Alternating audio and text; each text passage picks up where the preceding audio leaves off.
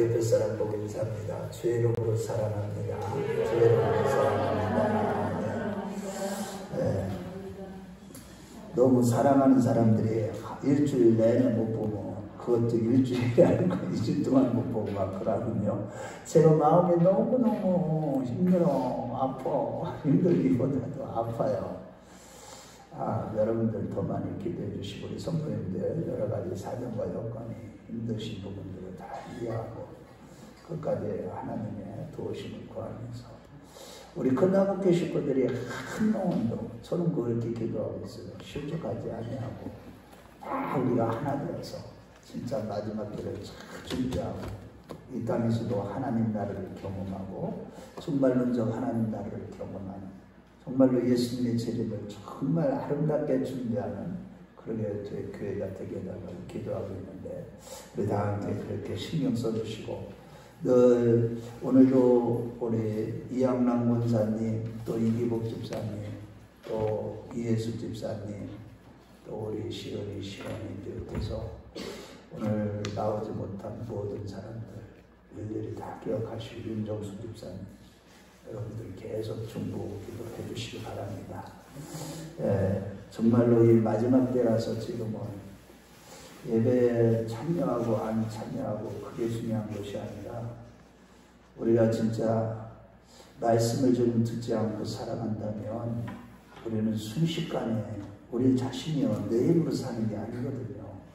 여러분들이 전부 다 은혜 안에 사는 거기 때문에 만약에 말씀을 듣지 않고 산다면 하나님의 말씀의 역사가 말씀 자체가 하나님이시기 때문에 우리 가운데 은혜의 역사가 떨어지게 되고 그렇게 되면 우리는 순식간에 영적으로 오래질 수 있기 때문입니다. 그래서 그날이 가까움을 볼수록 더욱 그리하라고 성경은 우리에게 가르치고 있습니다. 오늘도 주시는 말씀을 통해서 또 우리가 속사람이 새로워지고 또 말씀을 통해 주님을 뜨겁게 만나고 하늘의 기쁨과 위로가 넘치는 그런 시간이 되시길 주의 이름으로 축원합니다. 오늘 본문 말씀은 영적으로 칠흑같이 어두운 영적인 암흑기죠. 이 사사시대의 이스라엘 백성들의 삶의 모습을 보여주는 내용입니다.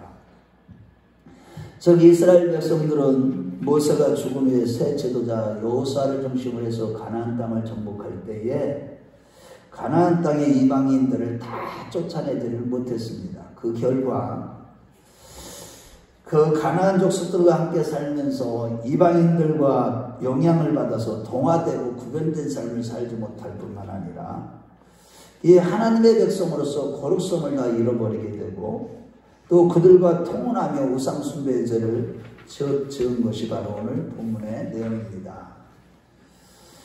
오늘은 이러한 본문을 중심으로 오늘날 우리가 죄악으로 가득한 간영한 영적인 암흑기 같은 진짜 사사기 시대보다도 오히려 더 깜깜한 이 영적인 암흑기와 같은 이 마지막 시대를 살아가면서 사사시대에 그들이 우상숭배의 죄에 빠졌고 그 죄악 가운데 멸망의 길을 걸어가게 되었던 그 예수님의 생명책에서 이름에서 다 족보에서 다 빠질 정도의 그렇게 살아가게 된 그 원인은 과연 무엇이고 그 결과 절망적인 상황에서 그들이 또한 부르짖었을 때 하나님은 또 자비하신 하나님은 베푸신 하나님의 그 은혜가 과연 어떠한지를 살펴보면서 은혜를 나누기를 원합니다. 첫째로 사사시대의 이스라엘 백성들이 옛날을 기억하지 않고 어른들에게 묻지 않고 아비들에게 묻지 않고 어른들의 교훈을 잊어버리고 하나님의 도를 전수하지 않았기 때문에 그 사사기 시대에는 예수님의 생명책의 족보에서 다 빠졌다는 것입니다. 신명기 32장 7절에 보면 옛날을 기억하라 역대 연대를 생각하라 내 아버지께 물으라 그가 내게 설명할 것이요 내 어른들에게 물으라 그들이 내게 말하리로다고 하면서 모세는 가나안 땅에 들어갈 출애굽 2세대들에게 옛날을 잊지 말고 늘 기억하고 살으라고 간곡히 부탁했지만 그들은 가나안 땅에 들어가서 그 말씀을 잊어버렸습니다. 즉 옛날에 하나님께서 10가지 재앙을 내리면서 그 이스라엘 백성들을 애굽에서 건져주신 일과 그 광야 생활을 할 때 하늘에서 신령한 만나를 먹여주신 일과 그 반석에서 물을 내는 그런 기적적인 역사 중 하나님의 역사를 다 잊어버렸습니다. 그 결과 백성들은 여호와 하나님을 알지 못하고 자기 소견에 옳은 대로 살아간 것이 사사시대인데, 이러한 사사시대에 대해서 예수님의 족보에 보면은 쏙 빠진 것을 보게 됩니다. 마태복음 1장 5절 말씀에 살므는 보아스를 라합에게서 보아스를 낳고 했다고 이렇게 기록하고 있듯이, 사사시대는 통째로 예수님의 영생의 족보에서 빠진 겁니다. 예수님의 영생의 족보에서 살므는 라합에게서 보아스를 낳았다고 했지만, 살몬과 보아스가 사이가 어떤 관계냐면 살몬의 아들이 보아스가 아니라, 이 살몬은 라합과 결혼한 가나안 땅에 들어갔을 때, 그 라합과 초기에 가나안 땅에 들어갔을 때 라합과 결혼한 가나안 정복 초기 때의 인물이고, 보아스는 사사기 말기의 인물로서 룻기서의 룻의 남편이고, 그래서 룻의 시어머니는 라합이 아니라 누구예요? 나오미였습니다. 즉 살몬이 보아스를 낳은 것이 아니라, 보아스는 최소한 살몬의 12대 후손으로서 살몬과 보아스 사이에는 사사기의 340년이라는 역사가 흐른 것입니다. 이렇게 마태복음 1장의 예수님의 족보에서 사사시대와 함께 통째로 빠져있는 시대가 바로 이스라엘 백성들이 애굽에서 노예 생활하던 그 종살이하던 시대로서, 그들이 애굽에서 우상 숭배를 하며 죄를 지었기 때문에 또한 그 애굽에서 살았던 시대가 쏙 빠졌습니다.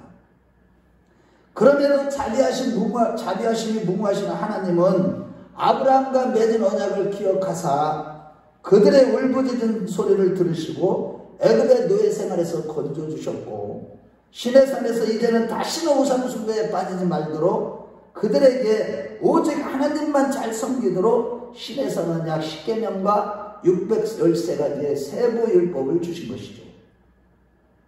그리고 모압 평지에서는 모세가 출애굽 2세대들에게 다시 또 이르시기를, 너희가 가나안 땅에 들어가면 옛날을 기억하라고 신명기서 32장에 말씀하고 있는 것입니다. 하지만 사사시대에 그들이 옛날을 기억하지 못한 결과 전적으로 타락하고 만 것입니다. 그 첫 번째는 가나안 사람들에게 동화된 것입니다. 오늘 5절 말씀에 보면은, 그러므로 이스라엘 자손이 가나안 족속들과 거주하면서 라고 했는데, 여기서 거주했다라는 말은 페레브라는 원어로서 페레브라는 단어인데 동화되어 살아가다라는 뜻입니다. 즉 그들은 가나안의 사람들과 함께 살면서 동화되며 하나님의 백성으로서 거룩성을 다 잃어버린 것입니다. 오히려 가나안 족속들의 사람들에게 영향력을 끼쳐서 그들에게 빛을 비춘 삶을 사는 것이 아니라, 오히려 그들의 영향력을 받아서 자신들의 빛을 다 탕진하고 이 거룩성을 다 잃어버린 거예요. 순결함을 다 잃어버린 것입니다. 하나님의 백성으로서의 그 모든 정체성을 다 잃어버린 것이죠. 두 번째는 6절 상반절 말씀에 그들의 딸들을 맞아 아내로 삼으며 자기 딸들을 그들의 아들들에게 주며라고 했듯이, 하나님이 금지하신 이방인들과 통혼한 거예요. 서로 다 결혼하고 중매하고 서로 다 관계를 맺은 것입니다. 세 번째는 6절 하반절 말씀에 또 그들의 신들을 섬겼다라고 했듯이 우상 숭배의 제도를 짓게 된 것입니다. 이같이 옛날을 기억하지 못하고 또 아버지들에게 물으며 믿음의 영적인 조상들에게, 믿음의 영적인 아버지들에게 물으면서 그들로부터 하나님에 대한 말씀을 들었어야 했는데, 그들은 그것을 하지 못함으로 인해서 이방인들처럼 살게 되고 이방인들과 통혼하고 이방인들처럼 우상숭배의 죄를 지은 것입니다. 모세가 그렇게도 반복적으로 십계명 율법을 통해서 재강론하며 옛날을 기억하라고 힘써서 가르쳤고, 후계자 여호수아도 죽기 전에 마지막으로 부탁하기를 여호수아서 24장 13절에서 15절 말씀해 보면, 너희는 여호와를 경외하며 온전함과 진실함으로 그를 섬기라. 너희 조상들이 강저쪽 애굽에서 섬기던 신들을 치워버리고 여호와만 섬기라. 나와 내 가족은 오직 여호와만 섬기리라 라고 마지막으로 또한 그들에게 간곡히 여호수아가 부탁했지만, 여호수아가 죽은 지 얼마 되지 않아서 이방인들 사이에 거주하면서 동화되고 만 것입니다. 이같이 사사시대 이스라엘 백성들의 첫 번째 문제는 가나안 사람들에게 동화된 것입니다.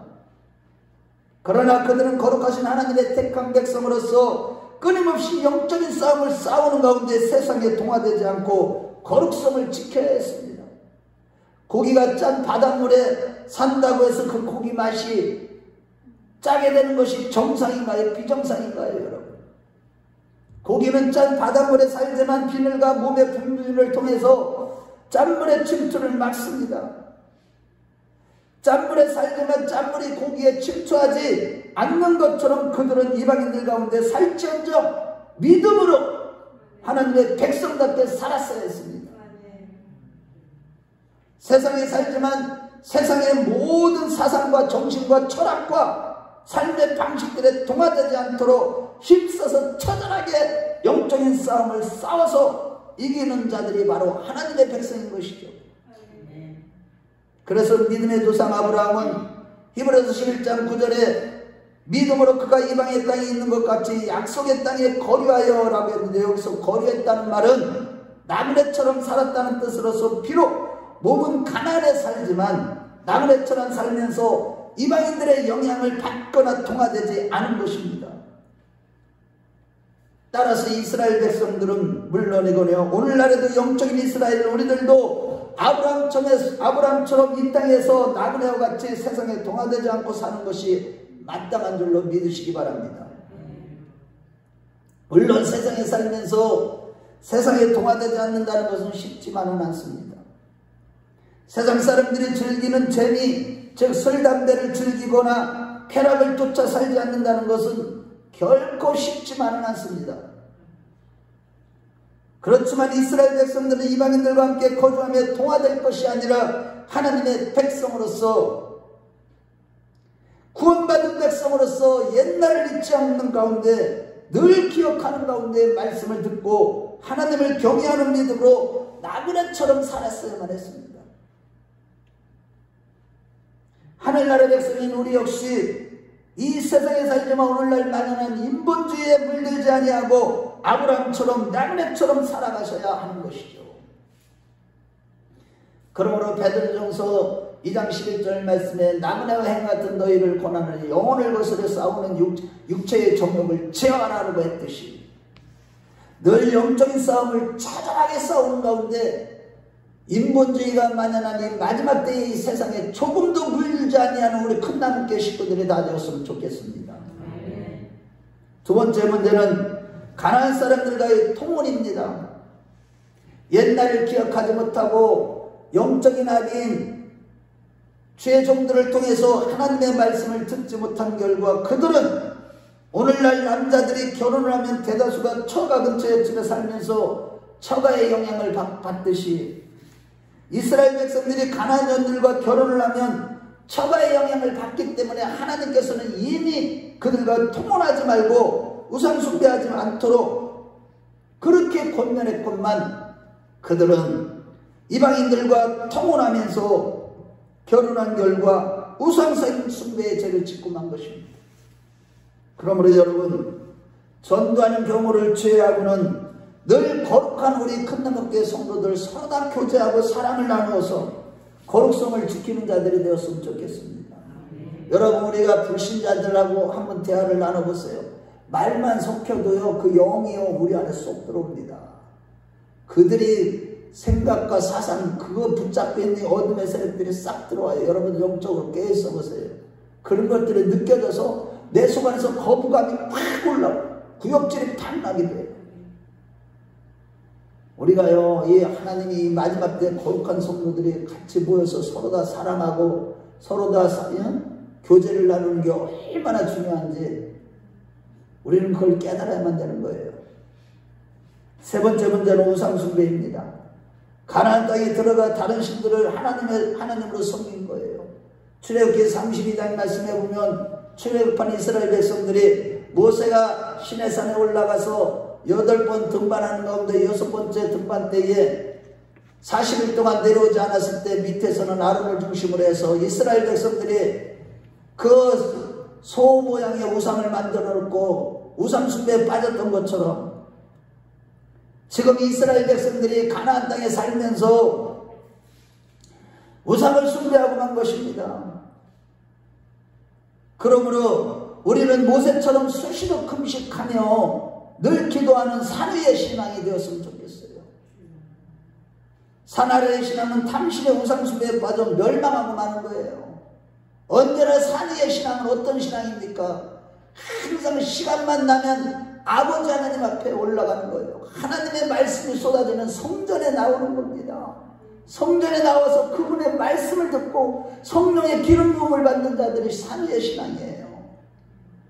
그렇지 않고 세상에 흘러가는 물결 속에 세상 속에 살기를 좋아하는 사람들은요, 산 아래의 신앙으로서 결국은 탐심의 우상숭배에 빠지게 되는 것입니다. 이렇게 이스라엘 백성들은 옛날을 기억하라는 말씀을 잊어버린 결과 이방인들에게 동화되고 통혼하고 우상숭배에 빠진 것입니다. 또 한편으로 사사시대의 사람들이 후손들이 우상숭배의 죄를 지는 원인은 의와 공의의 여호와의 도를 전수하거나 계승하지 않았기 때문입니다. 창세기 18장 19절 말씀에 보면 이스라엘 백성들을 택한 이유는 그들이 의와 공의의 하나님의 도를 지키게 하려 함이라고 했는데, 그러나 이 가나안 땅에 들어간 그들은 여호와의 도를 전수하고 가르치며 계승하는 사명을 감당하지 않았기 때문에 결국 사사시대의 다른 세대는 하나님을 알지 못하는, 그래서 우상숭배에 빠지는 죄를 범하게 된 것입니다. 물론 그들이 가나안에서 처음부터 자기 소견에 옳은 대로 행하며 우상숭배에 대해 빠진 것은 아니었습니다. 사사기서 2장 7절 말씀을 볼 때 지도자 여호수아가 죽은 뒤에도 여호수아로부터 가르침을 받고 전수받은 장로들이 살아있는 동안에는 여호와를 잘 섬겼다고 기록하고 있고, 그러나 사사기서 2장 10절 말씀을 볼 때 그 장로들까지도 다 죽었을 때는 다른 세대들에게 신앙이 계승되지 않아 여호와를 알지 못하고 여호와께서 행하신 일도 알지 못했다고 기록하고 있고, 특히 사사기서 2장 집에 가서 읽어보세요. 19절 말씀에 보면 하나님이 세우신 사사가 죽은 후에는 그들이 더욱 타락한 것입니다. 우리 한번 그 옆에 보니까 한번 봅시다. 2장 19절. 자, 시작. 그 사사가 죽은 후에는 그들이 돌이켜 그들의 조상들보다 더욱 타락하여 다른 신들을 따라 섬기며 그들에게 절하고 그들의 행위와 패악한 길을 기치지 아니하였으므로, 이와 같이 그들이 점점 더 타락한 원인은 공의와 정의의 여호와의 도를 전수하고 계승하는 사명을 감당하지 못한 결과 다른 세대들은 여호와를 알지 못하고 다른 신을 섬기게 된 것입니다. 이러한 범죄가 사사시대 내내 340년 동안 계속 반복적으로 되풀이된 것입니다. 백성들이 죄를 지으면 하나님의 징계를 받아 주변 나라를 통해서 고통을 당하는 그 환난 가운데 그들이 고통 중에 또 하나님께 부르짖으면 자비하신 하나님은 다시 한번 그들에게 사사를 세우셔서 이스라엘 백성들을 다시 구원해 주셨지만 여전히 신앙이 계승되지 못한 결과 얼마 되지 않아서 또 이 은혜를 망각하고 또다시 범죄하는 사이클이 사사시대 340년 동안 계속적으로 일어난 것입니다. 아무리 회개하고 돌이켰지만 하나님의 말씀을 계승하고 전승하는 일을, 가르치는 일을, 배우는 일을 하지 않으니까 또다시 타락하게 된다는 것입니다. 한마디로 이 사사기서 21장 25절에 결론 맺을 때에 그때 이스라엘 왕이 없으므로 사람이 각기 소견에 옳은 대로 행하였더라고 했듯이 마치 대통령이 있어도 모두가 다 자기가 왕인 듯이 살아가는 시대가 바로 사사시대였던 것입니다. 마찬가지로 오늘날 가정에서든 직장에서든 어느 단체이든 다들 사사시대처럼 각자가 왕이 되어서 섬길 줄도 모르고 심지어 자기 맘에 안 들거나 이은혜 사건같이 그 아무것도 아닌 물질이 돈 때문에 사람을 죽이는 일을 너무 쉽게 저지르는 정말로 영적으로 암흑기를 지금 우리가 살아가는 것이 우리의 현실입니다. 지금 여러분들은 이런 걸 보고 탄식이 나옵니까? 영적으로? 그렇다면 여러분 예를 들어서 망명대에 배가 파손하여 칠흑 같은 흑암을 만났을 때는 어떻게 해야 될까? 먼저는 방향을 알 수 있도록 북극성이 뜰 때까지 인내하며 기다려야 되겠죠. 내 마음대로 열심히 움직이다가 오히려 깜깜한 밤에 전혀 다른 방향으로 반대 방향으로 갈 수 있기 때문입니다. 마찬가지로 이 시대의 사람들이 자기 마음대로 범죄하며 살아가는 영적으로 심각하게 어두운 영적인 이 암흑기를 살아가면서 칠흑 같은 얼음 속에서 이런 세상에서 오직 북극성이 되시는 예수님을 만날 때 그때만이 올바른 방향을 알게 되고 그 길만이 사는 길인 줄로 믿습니다. 그러므로 여러분, 사람들이 오늘날 어디 가야 할지 모르고 자기 속에는 오른 대로 자기 마음대로 살아가는 영적으로 칠흑 같은 이 암흑시대에 무엇보다도 힘써서 영적인 싸움을 싸워서 이러한 세상에 동화되지 않기를 힘쓰고 나그네와 같은 거룩한 삶을 살아가면서 늘 하늘의 북극성과 같은 잡히가 되시는 주님만을 바라보는 동시에 자녀들과 이웃들에게 오직 예수 믿음의 신앙을 가르치며 계승하고 전하는 자들이 되시길 바랍니다. 이렇게 우리를 구원하신 하나님의 구속의 은혜를 잊어버리지 아니하고 계속 하나님의 또한 공의의 도 곧 참진리가 되시고 생명이 되시고 길이 되신 예수님만을 전하고 계승하는 사명을 감당할 때 하나님께서는 비로소 그때 우리의 모든 삶을 책임져 주실 뿐만 아니라 하나님이 우리의 영원한 소망이 되실 것입니다. 우리 큰나무교회 식구들은 모두가 다 그렇게 되었으면 좋겠습니다. 둘째로 하나님은 절망의 자리에서 우리를 이렇게 세우시며 능력과 회복의 은혜를 여전히 부어주신다는 것입니다. 여러분, 하나님께서 절망적인 이 사사시대 영적으로 암흑기 시대에 12명의 사사를 통해서 절망 중에 있었던 이스라엘 백성들을 구원했던 사건 가운데 대표적이고 핵심적인 사건은 바로 드보라와 기드온과 삼손 사사 이 세 명의 사사에게 역사하신 일이시죠. 그 은혜들을 살펴보면 첫 번째는 연약한 자를 일으켜 세우시는 은혜를 하나님은 베푸신다는 거예요. 절망 중에 있는 사람들 가운데. 사사기서 4장과 5장에 보면 이스라엘이 가나안 왕 야빈의 학대를 받고 있을 때 가나안에 군대장관 시스라를 중심으로 900대의 철병거를 가지고 20년 동안 이스라엘 백성들을 압제했지만 이스라엘 백성들은 어떻게 대항할 수가 없고 우리나라 일제시대처럼 그렇게 살아갈 수밖에 없었습니다. 너무나 괴로웠지만 어쩔 수가 없었어요.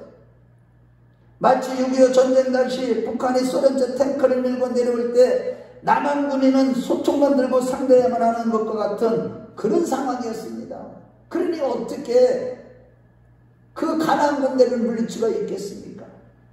이때 하나님께서 여사사 울부짖는 이스라엘 백성들의 그 울부짖음을 들으시고 드보라를 일으켜서 그녀의 손에 시스라 군대를 붙이셨죠.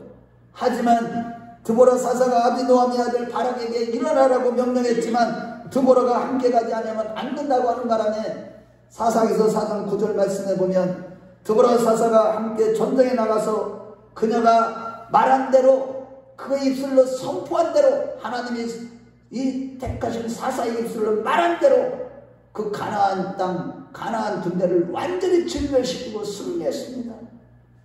그렇지만 사사기서 5장의 드보라의 찬양에 보면 특히 사사기서 5장 7절에 보면 이런 말씀이 기록되고 있습니다. 이스라엘의 관원이 그치고 나 드보라가 일어났고 내가 일어나서 이스라엘의 어머니가 되었도다라고 했습니다. 여기서 관원은 원어로 페라존이라는 단어인데 이것은 통치자를 말하며 이렇게 통치자가 없었을 때 드보라가 일어났다는 것입니다.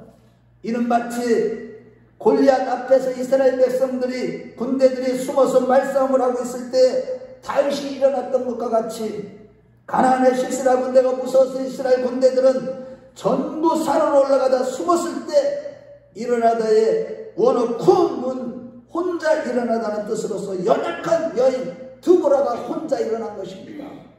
모든 군대들이나 통치자들이 없고 군대들조차도 무서워가지고 산으로 다 도망가 숨었을 때 쿵이라는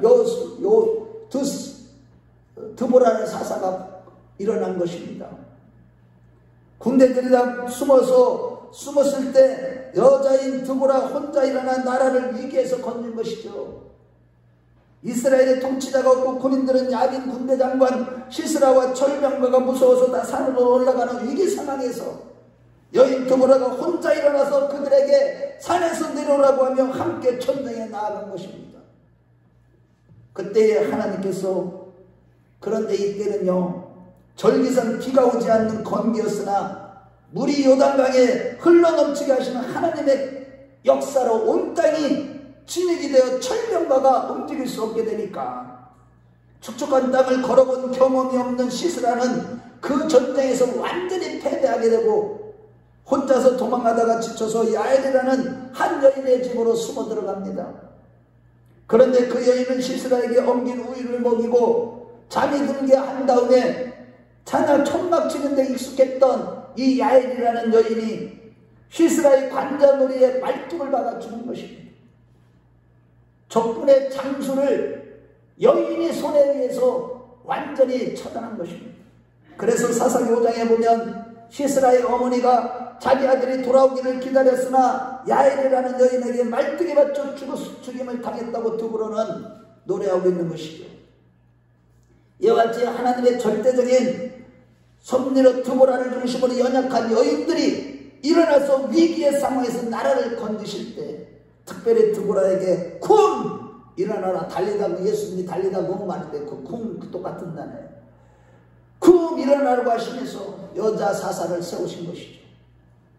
이러고 본데 우리가 어떤 절망적인 상황을 만난다 할지라도 그 사는 길은 하나님께로 나아가는 것임을 믿으시기 바랍니다. 누가복음 15장에 보면 탐자에 비유해서 허랑방탕한 생활로 모든 재산을 다 탕진하고 친구도 떨어져 한탄하며 신세 타령을 하고 있던 집 나간 작은 아들은 누가복음 15장 18절에서 20절에 보면 탕자가 절망 중에 일어나 아버지께로 나아가 아버지 품에 안긴 것 같이 일어나 하나님께로 돌아가는 것이 절망 가운데서 우리가 사는 방법인 줄로 믿으시기 바랍니다. 오직 그 길만이 사는 길이에요. 아무리 절망을 만난다, 어떤 문제를 만난다, 심령으로, 영적으로, 가정적으로, 물질적으로, 자녀들의 어떤 문제를 만나든지, 건강적으로 어떤 문제를 만나든지 거기서 벗어나고 우리가 사는 길은 오직 하나님께로 나아가는 것임을 믿으시기 바랍니다. 그러나 안타깝게도 당시에 이스라엘 군인들이 산으로 도망간 것처럼 오늘날도 수많은 신자들이 절망 가운데 오히려 하나님께로부터 도망가려고만 하고 있다는 사실입니다. 그저 열심히 돈 버는 재미와 취미생활에 몰두하고 쾌락을 주는 보다 더 사랑하며 고통을 잊으려고만 하는 거예요. 문제를 해결받을 생각도 하지 않아요. 하지도 못해요. 하지만 진정으로 사는 길은 하나님의 부르심에 순종하여 일어나 하나님께로 나오는 것임을 잊지 마시고 어떤 절망적인 상황을 만든다 할지라도 일어나 하나님께로 나아갈 때에 쿵이라는 소리를 듣고 하나님 앞에 나아갈 때에 연약한 여자든 어린이든 막대기 같은 자일지라도 하나님이 일꾼으로 쓰셔서 하나님이 세우시는 줄로 믿으시기 바랍니다. 두 번째로 큰 용사라고 불러주시고 능력을 베푸시는 은혜예요. 절망 중에 이스라엘 백성들이 있을 때 큰 용사라고 불러주시면서 능력을 베푸시는 은혜를 베푸신다는 겁니다. 사사기서 6장에 보면 또다시 이스라엘이 범죄하여 미디안의 지배를 받고 있을 때에 사사기서 6장 11절에 12절 말씀에 보면 요아스의 아들 기드온은 미디안 사람이 무서워서 그들이 알지 못하도록 밀을 타작하되 포도주 틀에 그 아주 작은 양을 발로 밟아서 타작하던 아주 소심하고 겁 많던 사람이었습니다. 그런데 여호와의 사자가 나타나 그를 향해서 원어로 보면은 기뽀로 헤하이 큰 용사라고 불러주신 거예요. 기뽀로 헤아리 아니 그렇게 이렇게 정말로 겁도 많고 소심하는 이 기드온에게 여호와의 사자가 갑자기 나타나더니 기뽀로 헤하이 큰 용사여 이렇게 불러주신 것입니다. 이렇게 해서 소심하고 겁쟁이인 기드온 사사가 되어서 미디안과 전쟁할 당시 사사기서 7장과 8장 말씀을 볼 때 당시에 미디안 군대는 13만 5천 명이고 이 기드온 용사들은 300명 뿐이었으며 전쟁에 들고 나아간 무기도 칼과 창이 아니라 횃불과 나팔 뿐이었는데도 불구하고 그 전쟁에서 기드온의 군대가 크게 승리한 것입니다. 특히 기드온 용사는 게다가 300명이 미디안 군대 13만 5천 명을 없애려면 한 사람이 최소한 385명을 죽여야 하는데 이는 힘이 빠져서라도 발이 아파서도 불가능했을 것입니다. 그러나 하나님이 개입하셔서 적군이 자기들끼리 죽였기 때문에 가능했던 것이죠. 이처럼 하나님은 의기에서 나라를 구원하시는 일에 겁쟁이 기드온에게 큰 용사라고 불러주시고 큰 용사가 되도록 능력을 베풀어 주셔서 쓰신 것입니다. 마찬가지로 하나님 어느 날 가장 겁쟁이요 가장 소심하고 가장 별 볼 일 없는 마른 막대기 같은 우리를 큰 용사라고 불러주시며 능력을 베푸사 우리를 통해 기적을 일으키는 분이심을 믿으시기 바랍니다. 한마디로 불가능한 일을 가능케 하시는 이것이 바로 하나님의 말씀의 능력이고 하나님의 기적인 것입니다. 불가능이 우리에게는 없는 거에 할 수 있거든요. 무슨 말이냐, 믿는 자들에게 능치 못하심이 없느니라. 한마디로 항상 우리가 아무리 겁쟁이 같고 연약하고 소심하고 별 볼 일 없는 사람 같지만 하나님은 우리에게 큰 권사여 큰 집사여 큰 종이여 라고 불러주시면서 항상 우리에게 능력을 베풀어 주시사 하나님 앞에 크게 쓰임받게 하시는 것이 하나님의 역사인 것입니다. 사람은 회사에 직원을 뽑을 때 어떤 기술 스펙이 좋고 곧 학벌과 능력과 재능을 테스트하고 뽑습니다만 그러나 하나님은 별 볼 일 없는 우리를 용사라고 불러주시며 하나님의 일에 훌륭한 일꾼이 되도록 초자연적인 능력을 베푸시는 그런 하나님이심을 믿으시면 아멘 하시기 바랍니다. 우리 하나님은 그렇게 우리를 쓰신다니까요. 세상적으로 잘나고 똑똑한 사람을 들여다가 한번 주의 종의 일꾼으로 한번 써보세요. 다 지가 지위를 드러내기 때문에 하나님의 의가에 손상을 입게 되기 때문에 하나님 그렇게 하시지 않아요. 그래서 고린도전서 1장에도 보면은 세상에서는 보면 무능하고 가진 것 없고 별 볼 일 없는 자를 들어서 유능하고 권세 있는 자들을 부끄럽게 하시는 하나님이시라고 하신 것입니다. 셋째로 다시 회복시키시는 은혜예요. 12사사들 가운데 가장 많이 기록된 사사기서 13장부터 16장까지 기록한 이 삼손은요 사사시대에 가장 드라마틱하고 비극적인 삶 가운데 사명을 감당한 사사입니다. 삼손은 나면서부터 날씬이는 독주를 마시지 않고 머리를 밀지 않는 그런 하나님께 바쳐진 사람이었고 그의 초자연적인 엄청난 힘의 비밀은 머리카락에 있었습니다. 이러한 삼손은 블레셋에게 아주 두려운 존재로서 수많은 블레셋 군대를 나귀뼈로 쳐 죽인 장사 중에 장사였는데 그의 힘은 어디에서 나왔느냐? 머리카락에서 나오는 것이었습니다. 하지만 사사기서 16장 21절에 보면 그는 나중에 들릴라의 끊임없는 유혹에 넘어가 적들에게 그 비밀이 누설되어서 그들에게 잡히고 두 눈이 뽑히고 머리가 밀려 맷돌을 돌리는 노예가 된 것입니다.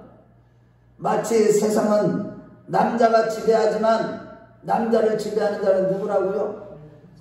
여자라는 말이 있듯이 블레셋 여인 들릴라와 연애하다가 그는 비참한 최후를 맞게 된 것입니다.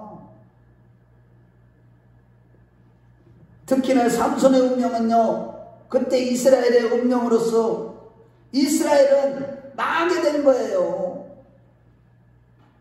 그런데 사사기서 16장 22절에 그의 머리털이 밀린 후에 다시 자라기를 시작하니라고 했듯이 이 같은 절망적인 그런 상황에서도 여전히 하나님의 은총은 그에게 늘 비추어 머리털이 자라게 하신 것입니다.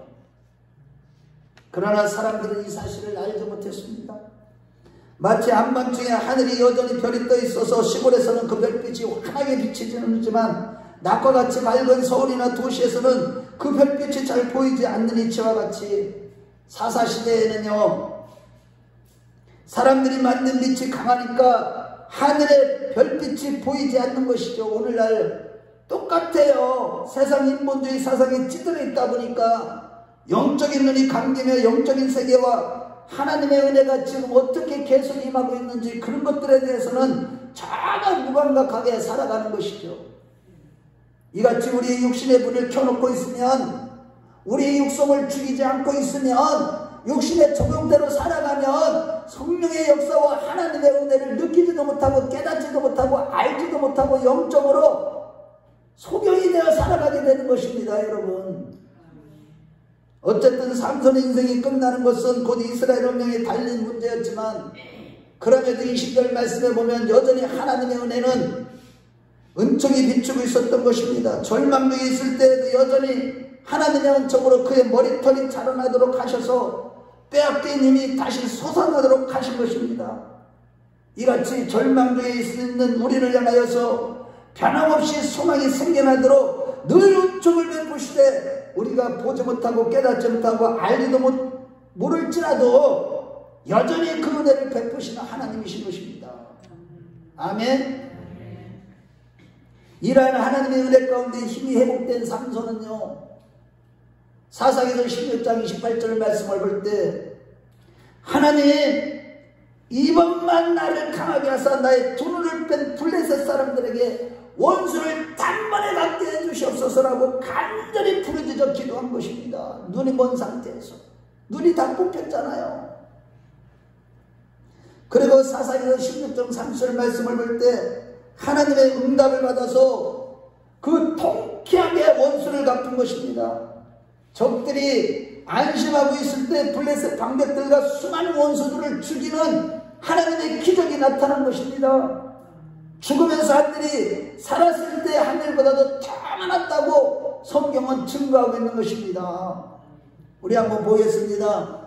16장 30절입니다. 16장으로 가봐요. 삼손에 대한 이야기.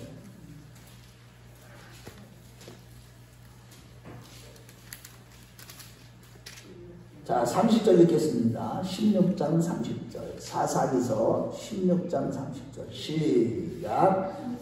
삼손이 이르되 블레셋 사람과 함께 죽기를 원하노라고 함을 아여 힘을 다해 몸을 굽히매 그 집이 곧 무너져 그 안에 있는 모든 방백들과 온 백성에게 덮이니 삼손이 죽일 때에 죽을 때에 죽인 자가 살았을 때에 죽인 자보다 더욱 많았더라.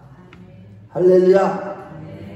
이와 같이 여러분, 영적인 암흑기인 사사시대에 하나님은요, 회개하는 이스라엘을 구원하시기 위해서 12명의 사사를 세우시고 회복시키시고 구속의 역사를 이어가셨습니다. 즉 이스라엘 백성들이 절망 중에 있을 때 쿵 일어나라고 하시면서 연약하고 소심한 자에게 용서해라고 또한 불러주시고 일꾼이 되도록 능력을 부어주시며 비록 알거나 깨닫지도 못할지라도 여전히 은총을 부어주시다 이스라엘을 구원하시는 구속의 경륜을 하나님은 이루어 가신 것입니다. 마찬가지로 하나님은 우리의 절망적인 상황 속에서도 이 세 가지 역사적 가장 연약하고 부족한 우리를 일으켜 세워주시며 또한 용사라고 불러주시며 다시 회복시켜 주시는 은총을 늘 베푸시는 줄로 믿습니다. 비록 우리가 하나님의 그 변함없는 은혜를 의식하지 못하고 알지 못할지라도 하나님은 우리의 머리카락 즉 우리의 능력이 자라도록 은혜를 베푸시는 것입니다. 지금 우리 중에는 이 마지막 시대를 살아가면서 나름대로 다 크고 작은 고난과 절망적인 상황들을 가지고 있습니다만, 고난 중에서도 가랑비에 옷이 젖는 것과 같이 주님의 은혜로 우리는 점점 더 큰 믿음의 능력으로 자라가고 있음을 믿으시면 아멘하시기 바랍니다. 그러므로 갈라디아서 1장 9절 말씀에 우리가 선을 행하되 낙심하지 말지니 포기하지 아니하면 때가 이르매 거두리라고 했듯이, 저와 여러분들이 이 마지막 시대를 살아가면서 어떤 절망적인 상황을 만난다 할지라도 조금도 낙심하지 마시고 인내하며 늘 하나님께 나와 하나님만을 의지하며 다시 일어나고 하나님의 능력을 받아 영적인 싸움에서 승리하며 여전히 베푸시는 은혜를 받아 완전히 절망적인 상황에서 회복되는 역사를 날마다 경험하는 살아있는 신앙을 가진 자들이 다 되시길 주의 이름으로 축원합니다. 이러한 하나님의 현재적인 나라를 경험하는 자들이 종말론적인 하나님 나라 영원한 천국에 들어가게 되는 줄로 믿습니다. 결론적으로 예수님의 생명의 족보에도 못 오른 이 사사시대에는 하나님의 백성들이 하나님의 구원의 역사 곧 옛날을 잊어버렸고 의와 공의의 하나님의 도를 가르치거나 전수하거나 계승하는 일을 하지 못했기 때문에 하나님께 반복적으로 죄를 범함으로 영생의 족보에서 빠진 것입니다. 그러므로 여러분, 항상 하나님의 이 구원의 은혜, 구속의 은혜, 과거 우리가 예수를 믿기 전에 어떻게 살았습니까? 그 은혜를 잊지 마시고 늘 날마다 어른들에게, 영적인 어른들에게 물으시고 진짜 영적인 부모들에게 물으셔서 그 말씀을 정확하게 깨닫고 하나님의 말씀을 또한 계승하고 전승하는 자들이 되시기를 축원합니다. 한편 하나님 우리가 절망 중에 있을 때라고 할지라도 연약한 우리를 이렇게 세워주시는 분이시고 소심하고 연약하고 별 볼 일 없는 우리를 용사로 불러주실 뿐만 아니라 용사가 되게 하시고 다시 회복시켜 주시며 변함없는 은혜를 베풀어 주시는 하나님이십니다. 그러므로 어떤 고난 중에도 낙심하지 마시고 항상 하나님 앞에 나와 늘 이렇게 세워주시는 은혜를 의지하며 점점 더 큰 능력을 받아서 날마다 승리하는 역사와 절망의 자리에서 다시 회복되는 역사를 날마다 경험하는 자들이 되십시다. 이러한 나그네와 같은 삶을 살아갈 때, 그런 가운데 거룩한 삶을 지킬 때 반드시 생명체에서 이름이 흐려지거나 지워지지 않으며 장차 영원한 생명의 복을 얻게 되실 것입니다. 우리 모두 그러한 자들이 다 되시길 주의 이름으로 축원합니다. 주의 이름으로 축원합니다. 우리 다 같이 기도하겠습니다. 이 시간에 여러분 한번 생각해 보십시오. 정말 우리가 옛날 일을 기억하며 역대의 연단을 생각하는 가운데 날마다 하나님의 말씀을 기억하고 잊지 않고 주의 종들을 통해서 주시는 말씀을 듣고 거룩한 삶을 살아가고 있느냐는 것입니다.